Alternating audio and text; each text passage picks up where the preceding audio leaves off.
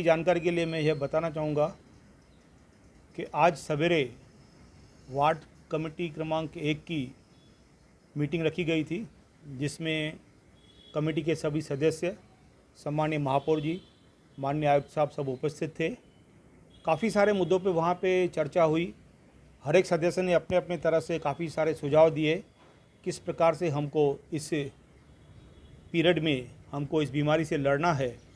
उसमें जो मेरे नज़र में जो 3 प्रमुख मुद्दे आए, मैंने सम्माननीय आयुक्त साहब के सामने समक्ष रखे।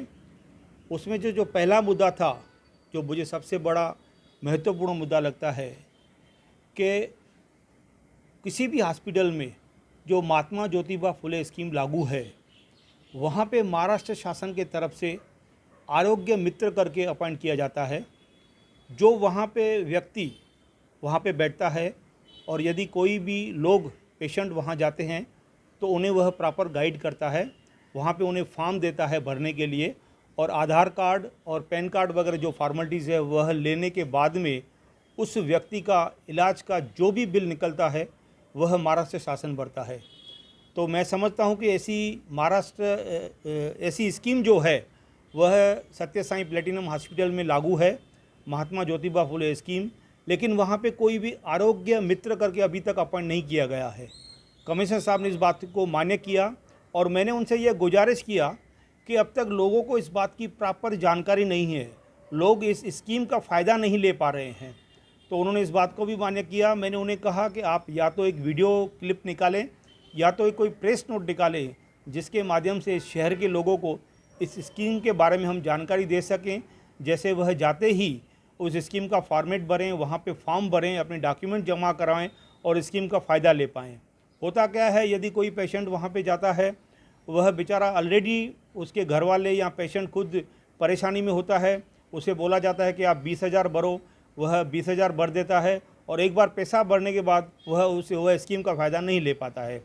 तो कमिश्नर साहब ने ये बात को मान्य किया है कि वह आज ही ऐसा प्रेस नोट निकालेंगे और महाराष्ट्र शासन को भी लिखेंगे कि आरोग्य मित्र करके वहाँ पे अपॉइंट किया जाए, जो उस हॉस्पिटल में बैठेगा।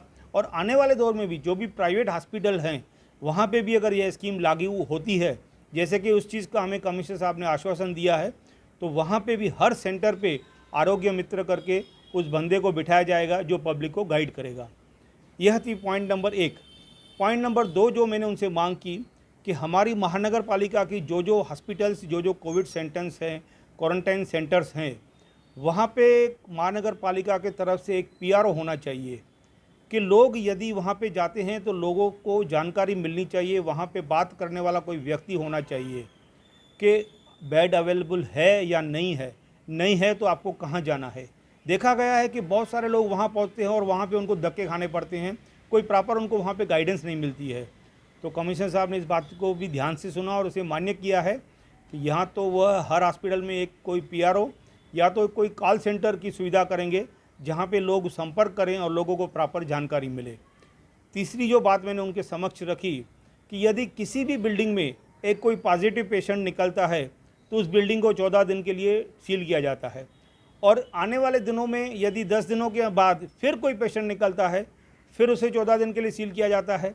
और अगर एक हफ्ते के बाद फिर कोई पेशेंट आया तो क्या ऐसे उस बिल्डिंग को महीने की सील किया जाएगा क्या?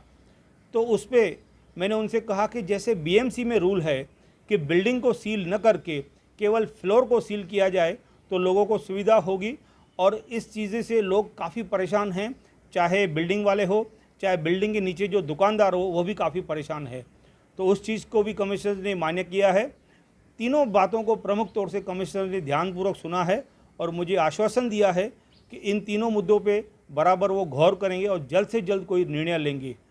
हमारे बाकी बहुत सारे सदस्य थे जिन्होंने भी बहुत सारी बातें, अच्छे सुझाव उनके सामने रखे हुए हैं, और मैं उम्मीद करता हूं कि कमिश्नर साहब ऐसे अच्छे निर्णय लेंगे जिससे लोगों को इस महामारी में लड़ने के लिए अधिक से अधिक सहायता मिले। धन्यवाद।